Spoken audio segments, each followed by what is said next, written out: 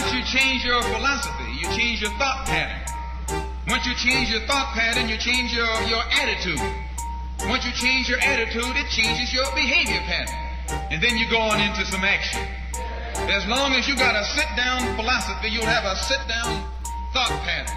And as long as you think that old sit-down thought, you'll be in some kind of sit-down action. They'll have you sitting in everywhere. It's not so good to refer to what you're going to do as a sit-in. That right there castrates you. Right there it brings you down. What goes with it? Think of the image of someone sitting. An old woman can sit. An old man can sit. A chump can sit. A coward can sit. Anything can sit. Well, you and I have been sitting long enough, and it's time today for us to start doing some standing and some fighting to back that up. When we look at other parts of this earth upon which we live, we find that black, brown, red, and yellow people in Africa and Asia are getting their independence. They're not getting it by singing, "We shall overcome." No, they're getting it through nationalism. It is nationalism that brought about the independence of the people in Asia. Every nation in Asia gained its independence through the philosophy of nationalism. Every nation on the African continent that has gotten its independence brought it about through the philosophy of nationalism. And it will take black nationalism that to bring about the freedom of 22 million Afro-Americans here in this country where we have suffered colonialism for the past 400 years. America is just as much a colonial power as England ever was. America is just as much a colonial power as France ever was. In fact, America is more so a colonial power than they, because she's a hypocritical colonial power behind it. What do you call second-class citizenship? Why, that's colonization. Second-class citizenship is nothing but 20th century slavery. How are you going to tell me you're a second-class citizen? They don't have second-class citizenship in any other government on this earth. They just have slaves and people who are free. Well, this country is a hypocrite. They try and make you think they set you free by calling you a second-class citizen. No, you're nothing but a 20th century slave. Why does it look like it might be the year of the ballot or the bullet? Because Negroes have listened to the trickery and the lies and the false promises of the white man now for too long. And they're fed up. They've become disenchanted.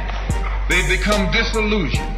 They've become dissatisfied. And all of this has built up frustrations in the black community that makes the black community throughout America today more explosive than all of the atomic bombs the Russians can ever invent. Whenever you got a racial powder keg sitting in your lap, you're in more trouble than if you had an atomic powder keg sitting in your lap. When a racial powder keg goes off, it doesn't care who it knocks out the way. Understand this, it's dangerous. And in 1964, this seems to be the year. Because what can the white man use now to fool us? After he put down that march on Washington, and you see all through that now, he tricked you, had you marching down to Washington. Yes, had you marching back and forth between the feet of a dead man named Lincoln and another dead man named George Washington, singing "We Shall Overcome." He made a chump out of it. He made a fool out of it. He made you think you were going somewhere, and you end up going nowhere but between Lincoln and Washington. So today our people are disillusioned. They've become disenchanted. They've become dissatisfied. And in their frustrations, they want action. You'll see this young black man, this new generation, asking for the ballot or the book. That old Uncle Tom action is outdated. The young generation don't want to hear anything about the odds are against us. What do we care about odds? When this country here was first being founded, there were 13 colonies. The whites were colonized. They were fed up with this taxation without representation. So some of them stood up and said, "Liberty or death."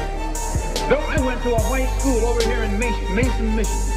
The white man made the mistake of letting me read his history book. He made the mistake of teaching me that Patrick Henry was a patriot. And George Washington wasn't nothing nonviolent about old Pat or George Washington. Liberty or death was what brought about the freedom of whites in this country from the English. They didn't care about the arts.